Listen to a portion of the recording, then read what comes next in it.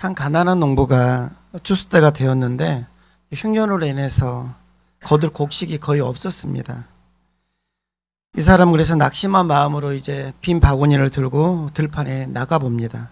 그런데 밭 구석진 곳에 아주 작았지만 잘 익은 이상 몇 개가 눈에 띄었습니다. 이 농부는 그것을 소중히 챙겨서 하나님께 그걸 가지고 감사 예배를 드렸습니다. 그런데 그때 그 모습을 본 이웃 사람이 비웃으며 이렇게 말합니다. 고작 그까짓 것 가지고 감사한다고 난립니까? 그래서 농부가 대답을 합니다. 이것은 내 수확량이 아니라 하나님께서 내게 주신 희망의 씨앗입니다. 이 적은 것을 감사히 여기면 하나님께서 내년에는 더 크게 채워주실 것을 믿었기 때문에 저는 하나님께 감사할 수 있습니다. 여러분, 감사는 가진 것에 많고 적음에 달려있지 않습니다. 감사는 하나님을 향한 우리의 믿음의 크기에 달려 있습니다. 우리는 오늘 지난 6개월 동안, 반년 동안 신실하게 지켜주시고 인도해 주신 그 하나님의 은혜에 감사하며 오늘 지금 맥주 감사 주일 예배로 하나님께 드립니다. 성경은 여러 곳에서 우리에게 하나님께 감사하라고 말씀하고 계십니다. 그리고 이것이 하나님의 은혜를 입고 사는 성도의 마땅한 자세다라고 성경은 우리에게 분명히 말씀하십니다. 여러분은 2026년 지금 올 한 해의 반을 살아오는 동안에 하나님께 얼마나 감사하며 살고 계신지 묻고 싶습니다. 여러분, 성경은 말세가 되면 이제 마지막 때가 되어져 가면 하나의 특징이 나타나는데 그게 무엇이냐면 사람들의 마음에 감사가 사라진다라고 분명히 말씀하십니다. 우리의 마음에 감사가 사라져가는 그때가 성경은 이제 말세의 때가 돼가는 것이다라고 말한다라는 거죠. 우리는 지금 감사보다는 불평과 불만이 충만한 시대를 살아가고 있습니다. 우리 사회 곳곳에 불평과 불만의 소리들이 넘쳐납니다.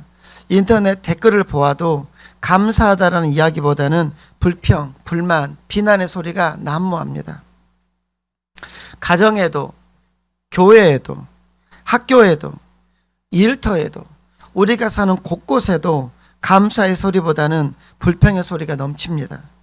그래서 모두가 이 불평과 불만을, 이 소리를 높이는 이 시대에 그래도 누군가는 감사하며 산다라는 것은 그래서 참으로 놀라운 은혜이자 여러분 축복인 것을 먼저 기억하십시오.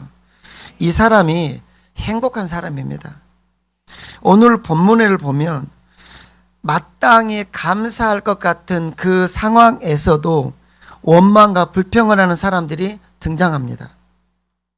오늘 본문을 우리가 잘 살펴보면 감사할 상황인 것 같은데도, 감사할 상황이 맞는데도 불구하고 감사하지 못하게 만드는 우리 안에 있는 원인들, 무엇이 감사를 가로막는가?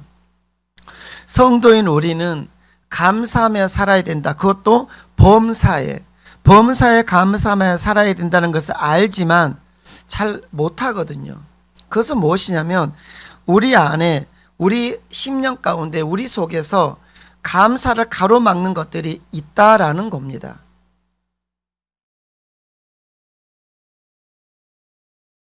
저는 여러분과 함께 오늘과 다음 두 번에 걸쳐서 도대체 감사해야 될 상황에도, 감사할 것 같은 상황에서도 감사하지 못하게 만드는 우리 안에 있는 그것들, 즉 감사를 가로막는 것들이 무엇인지를 오늘 본문을 통해서 여러분과 한번 천천히 살펴보려고 합니다.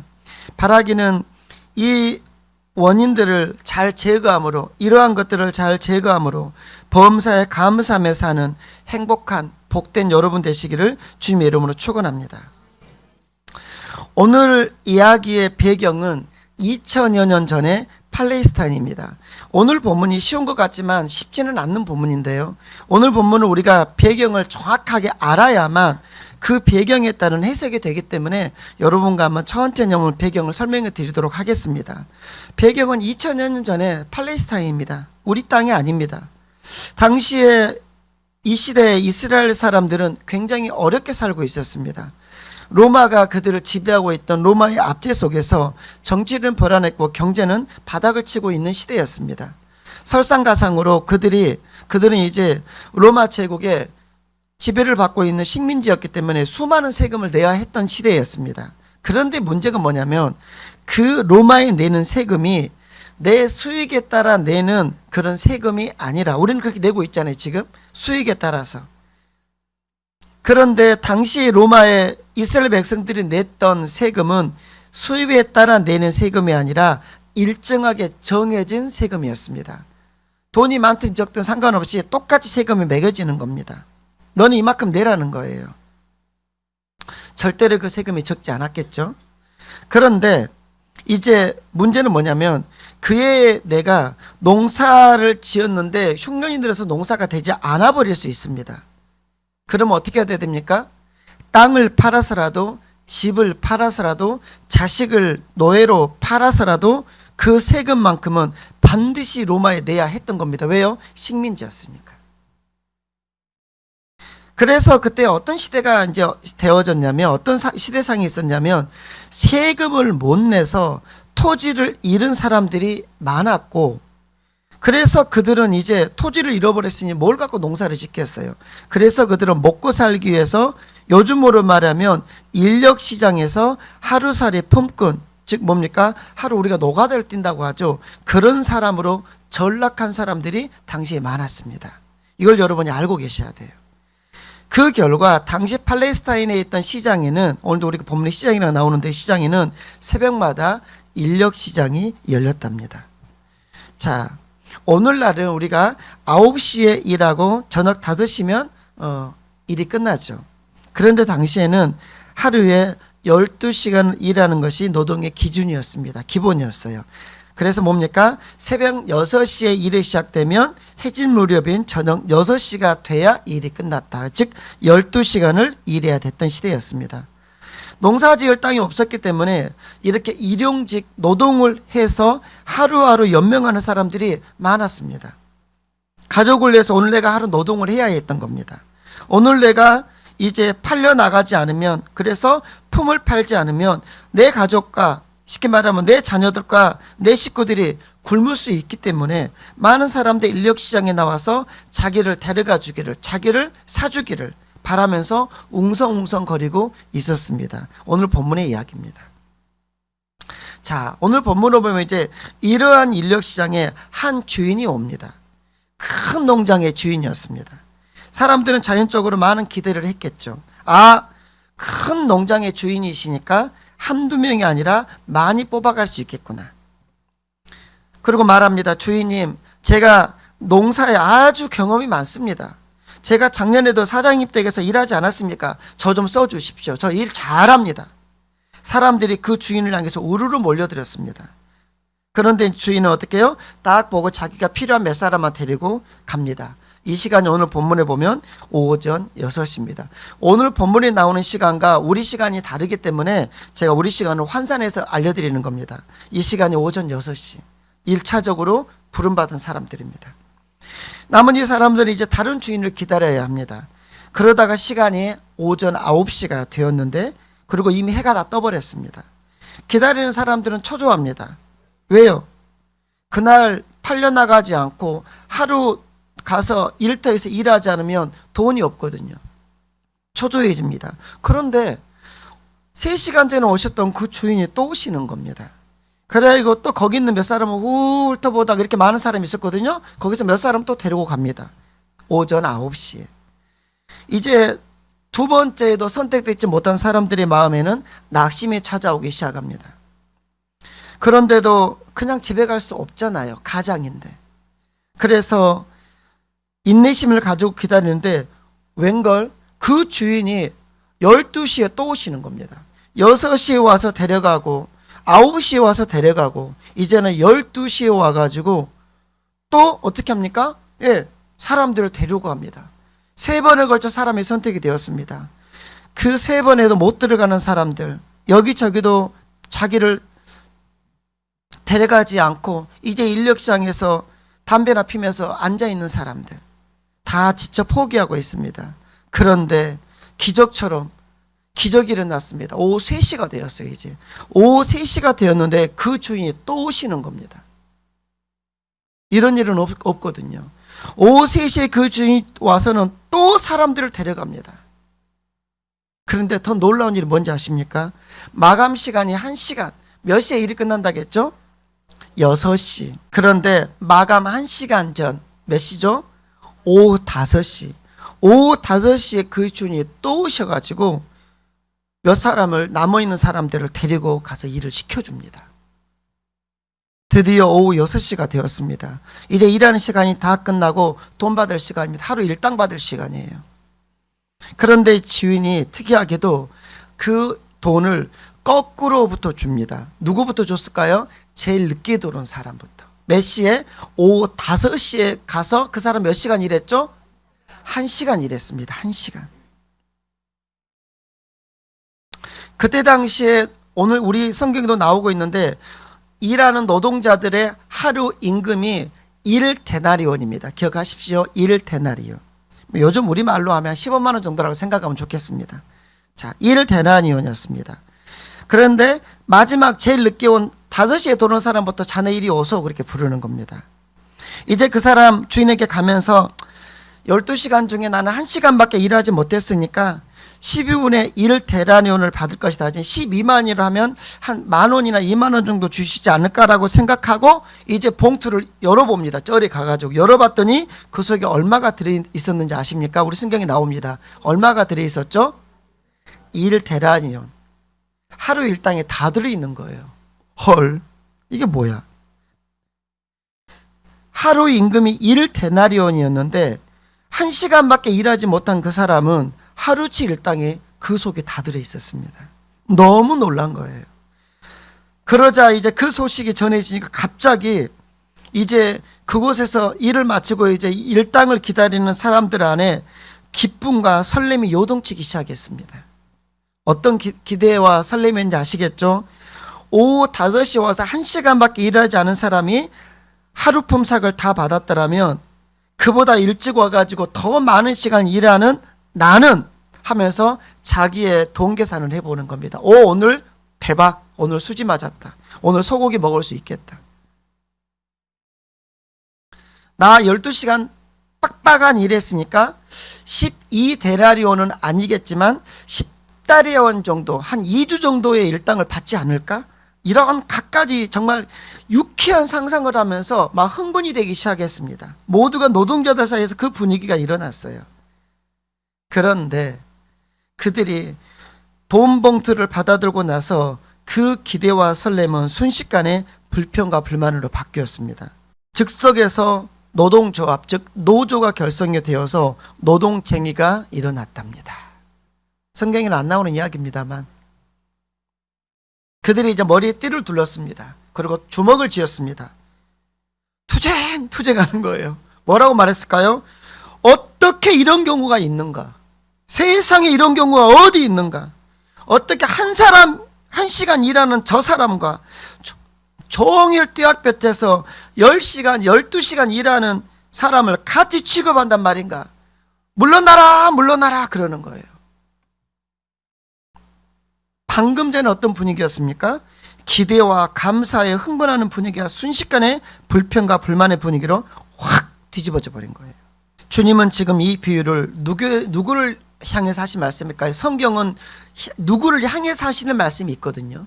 오늘 이 말씀의 1차적인 대상은 누구였냐면 당시에 영적인 특권의식에 사로잡혀 있던 바리새인들, 지도자들이었습니다. 영적 특권의식에 사로잡혀 있던 인간들. 또 하나 누구였을까요? 놀랍게도 예수님을 따르고 있던 제자들이었습니다. 그들을 교훈하시기 위해서 주셨던 말씀입니다. 그리고 또한 하나님이 베푸신 은혜와 감사를 망각하고 살아가는 오늘 우리들 성도들 구원받은 자들에게 주신 말씀입니다. 믿지 않은 자들에게 주신 말씀이 아닙니다. 오늘 이 말씀은 여러분 꼭 기억하십시오. 구원받았다라고 하는 하나님의 한없는 은혜와 사랑에 감사해야 됨에도 불구하고 머리에 띠를 두르고 하나님을 향해서 두 손을 불끈 쥐고 망발을 내벗는 이 시대에 구원받은 자들에게 주시는 경고와 교훈의 말씀입니다. 근데 오늘 본문을 바르게 이해하려면 사실은 19장부터 이야기가 끌어와야 합니다. 간단히 설명 들어볼게요. 19장에서는 어떤 얘기가 바로 앞에 나오고 있냐면 한 부자 청년이 영생에 대해서 질문을 합니다. 주님, 선생님, 어떻게 하면 제가 영생을 얻을 수 있을까요? 이렇게 질문을 했습니다. 그때 예수님 마지막 답은 뭐였냐면 그가 너무 훌륭한 사람이었습니다. 말씀을 잘 지키며 살고 있었어요. 그런데 그에게 주셨던 솔루션은 딱 뭐였냐면 오, 훌륭하네요. 잘 알고 계십니다. 그런데 이제 당신이 영생을 얻으려면 너의 재산을 가난한 자들에게 나누어 주고 자신을 따르라고 말씀하셨습니다. 뭘 하라고요? 재산을 가난한 자들에게 나눠줘라. 그리고 나를 따라라. 그 전에 이 사람은 모든 말씀을 다 지키면서 말씀을 어기지 않고 살았다라고 자부했던 훌륭한 사람이었거든요. 그런데 마지막에 그의 핵심이었던 돈을 찔러버리십니다. 네 돈 많잖아. 부자잖아. 너 그거 가난한 사람들에게 나눠주고 나를 따라라. 그러자 성경은 뭐라고 말하냐면 그 청년이, 부자 청년이 근심하며 돌아갔다라고 말합니다. 이런 안타까운 상황에서 예수님은 제자들에게 뭐라고 말씀하시며 우리가 잘 아는 말씀이죠. 부자가 천국에 들어가는 것이 낙타가 바늘구멍에 들어가는 것처럼 어렵다라고 말씀하십니다. 그러자 제자들이 낙심합니다. 오, 주님, 그러면 누가 천국 들어갈 수 있나요? 아무도 못 들어갈 같은데요. 그러자 예수님 뭐라고 하시냐면 사람으로는 할 수 없지만 하나님은 다 하실 수 있다라고 말씀해 주셨습니다. 이때 그 이어지는 19장 27절을 보면 베드로가 또 이렇게 질문합니다. 보소서, 우리가 모든 것을 버리고 주를 따라 싸운즉. 자, 뭐 했다고요? 베드로가 제자들을 대변해서 하는 말입니다. 우리가 모든 것 다 버렸습니다. 다 버리고 주님을 따랐는데 그런즉 우리가 무엇을 얻으리까? 여기에 대해서 우리 예수님은 주님을 위해서 집이나 형제나 부모나 자식이나 전토 즉 재산을 버린 자는 여러 배의 복을 받고 영생을 얻는다라고 분명히 말씀해 주셨습니다. 그러면서 30절에서 먼저 된 자로서 나중될 것이고 나중된 자가 먼저 될 자가 많을 것이다.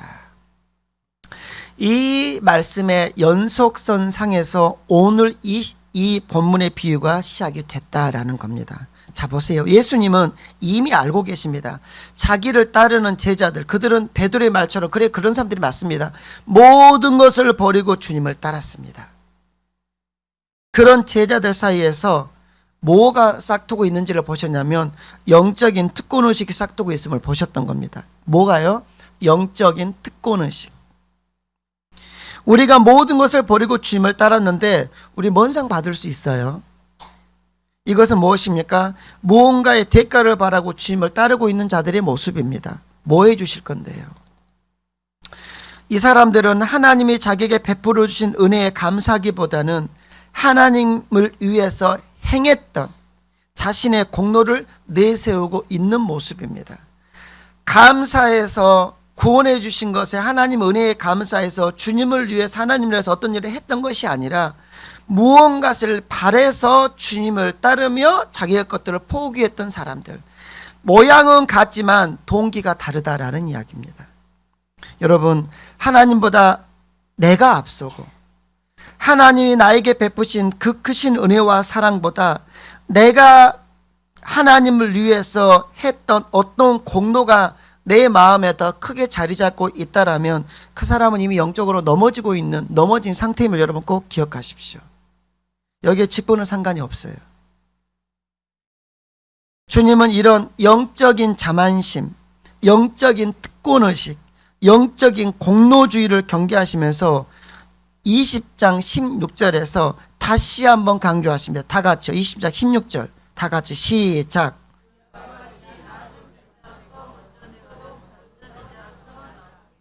아멘. 여러분, 그래요. 이 비유의 압이 어디였습니까? 19장 30절이었습니다. 그리고 이 비유의 마지막 결론이 뭐였습니까? 20장 16절입니다. 즉 19장 30절과 20장 16절, 여기에 예수님은 똑같은 말씀을 주고 계십니다.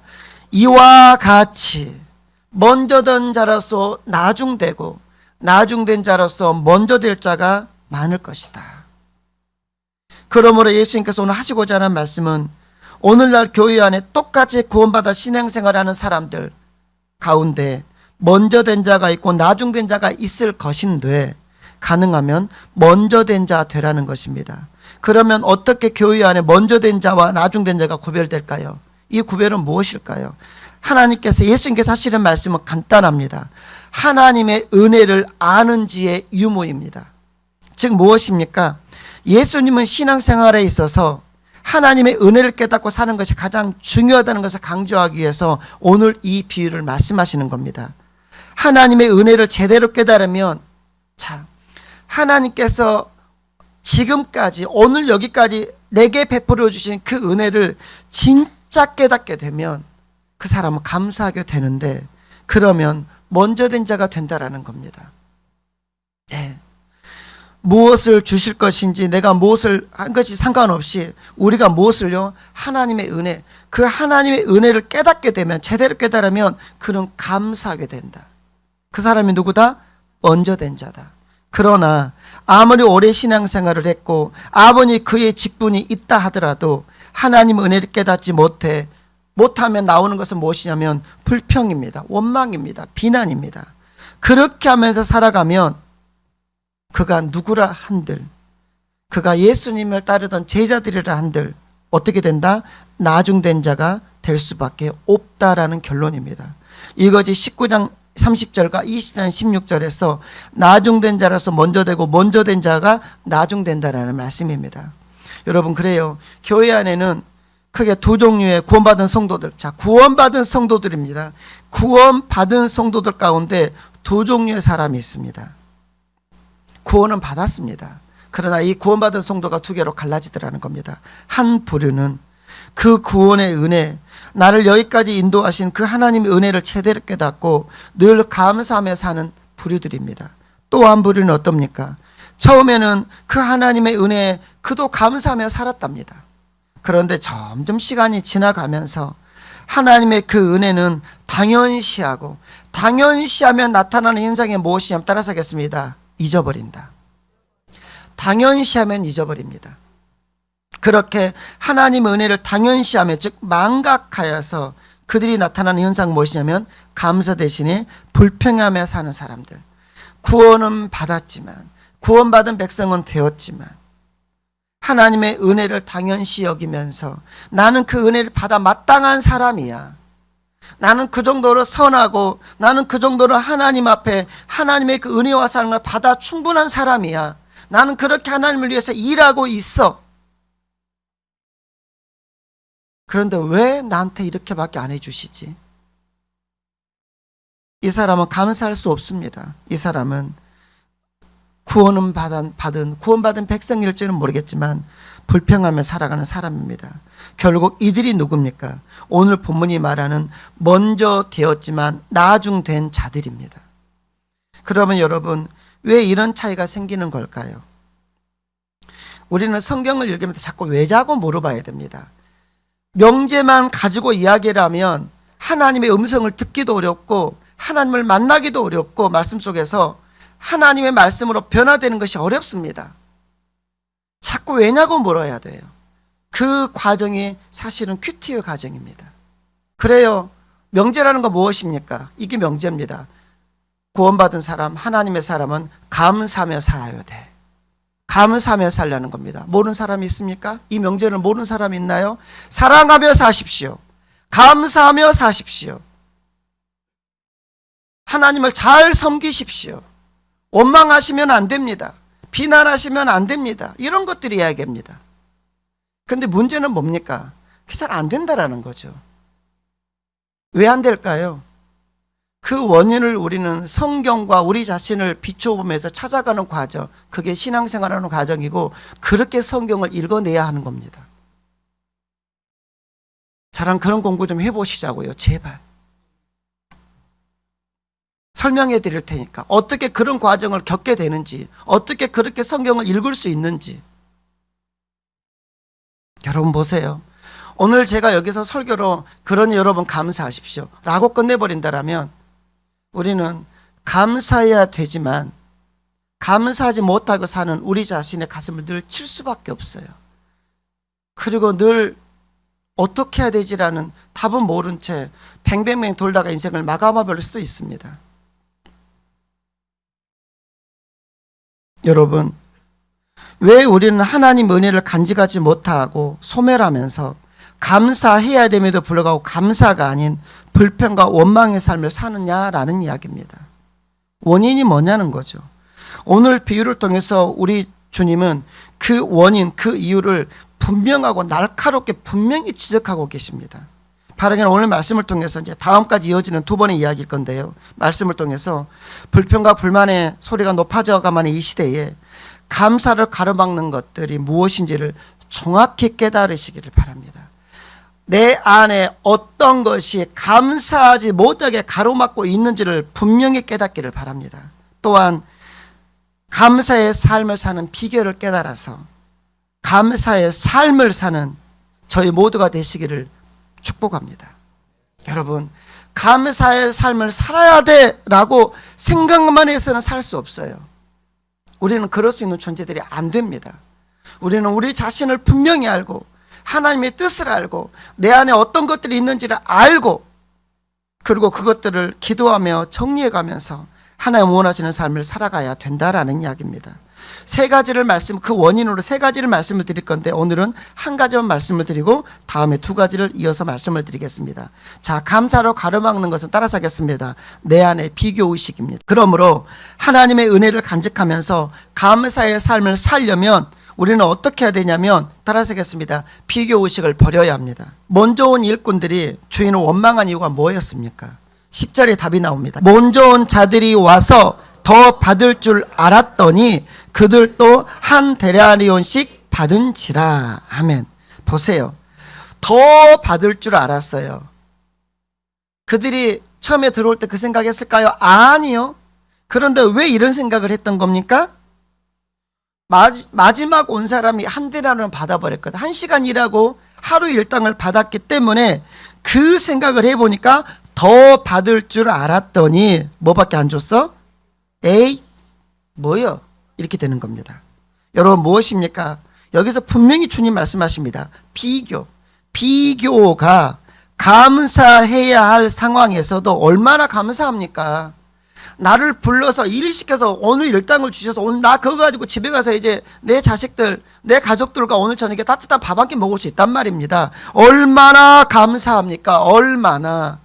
그리고 그들이 처음에 일바로 요즘 애들 말로 일바로 주인이 불러서 갔을 때 할렐루야 하고 갔을 거예요. 오늘 일한다.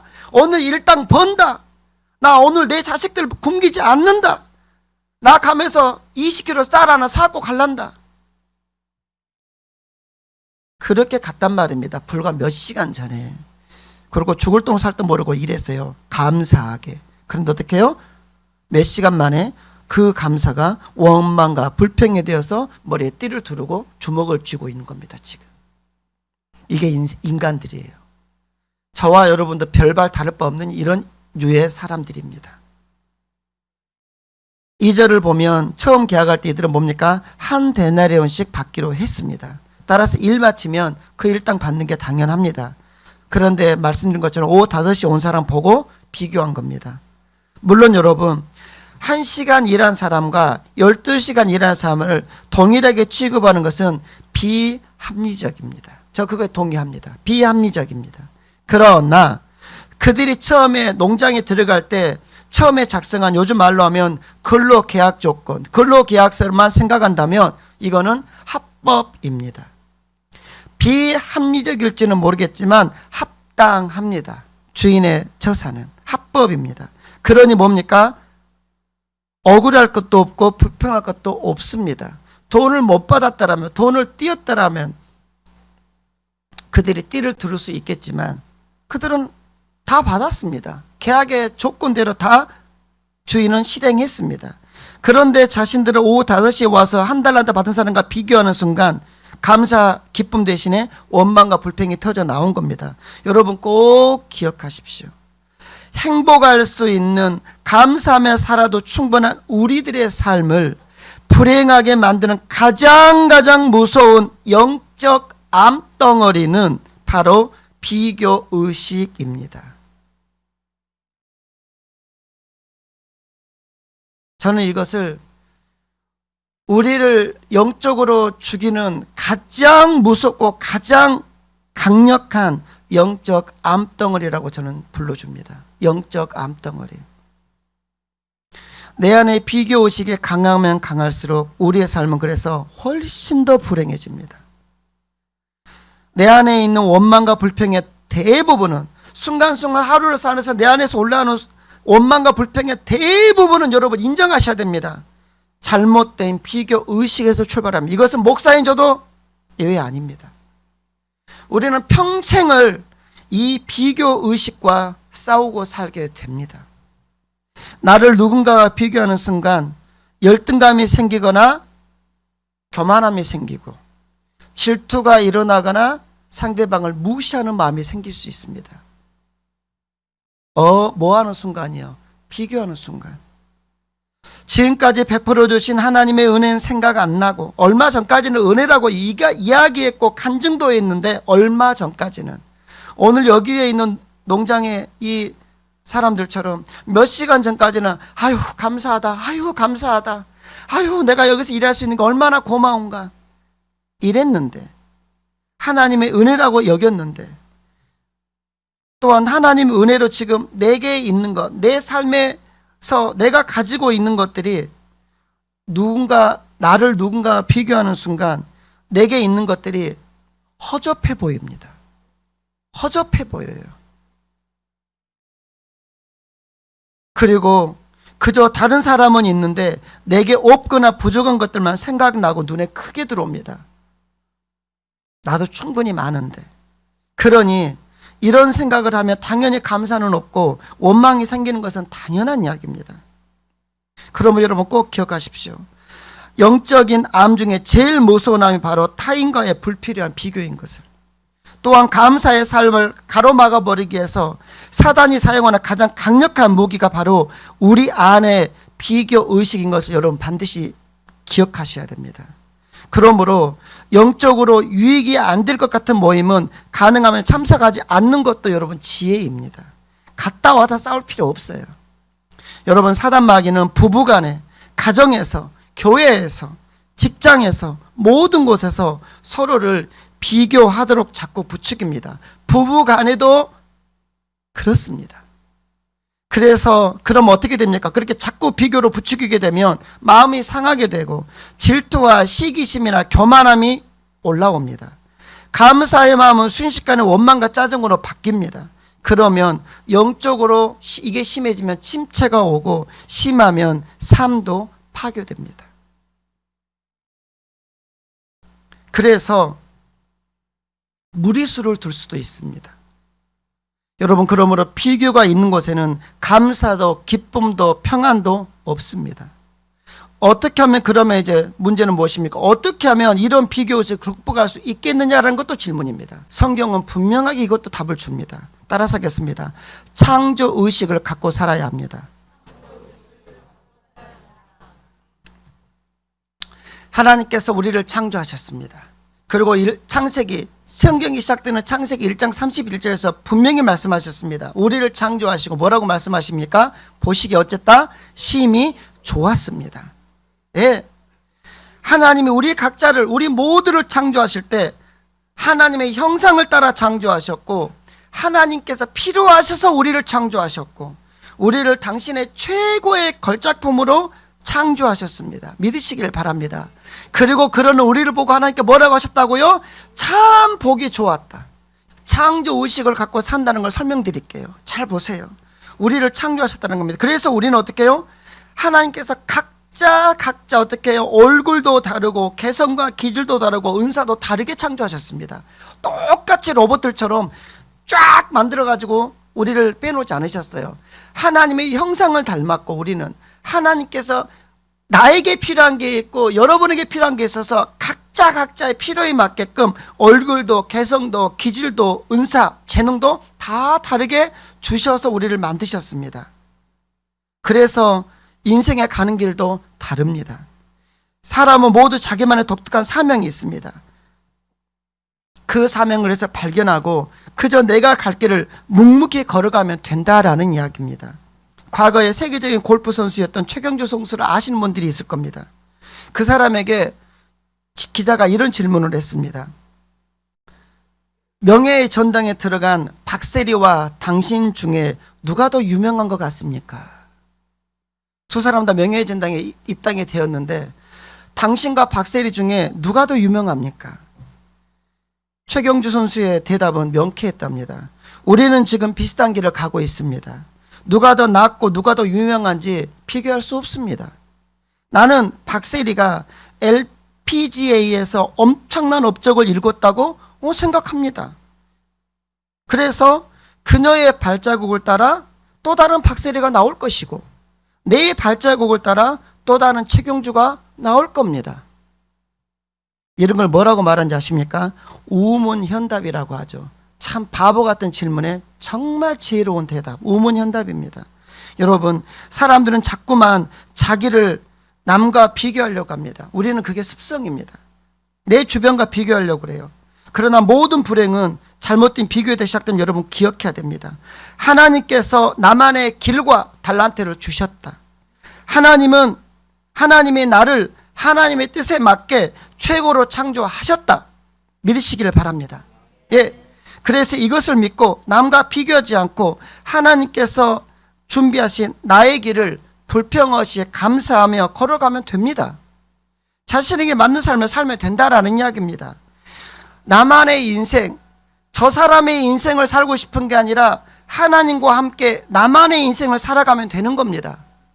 이것이 바로 창조 의식을 갖고 사는 삶입니다. 이것이 비교 의식을 극복하는 방법입니다. 하나님께서 나를 최고로 만드셨고 하나님과 내가 걸어갈 분명한 길이 있고 나는 그 길을 걸어가면 내 인생은 된다라고 생각하면서 하나님과 함께 그 길을 뚜벅뚜벅 걸어가는 사람들, 주변 쳐다보지 않고 최경주는 최경주고 박세리는 박세리고 너는 너고 나는 나고, 이게 창조의식을 갖고 사는 삶입니다. 이런 삶을 사는 사람들은 옆에 있는 다른 사람의 삶을 참고는 하겠지만 흉내내거나 동경하지는 않습니다. 참고는 해야 합니다. 다른 사람들은 어떻게 사는지. 그러나 흉내낼 필요도 없고 동경할 필요도 없습니다. 숫자, 연봉, 평수, cc 아니면 등수, 이런 숫자로 표현되는 세상의 성공 기준에 우리 맞출 필요 없습니다.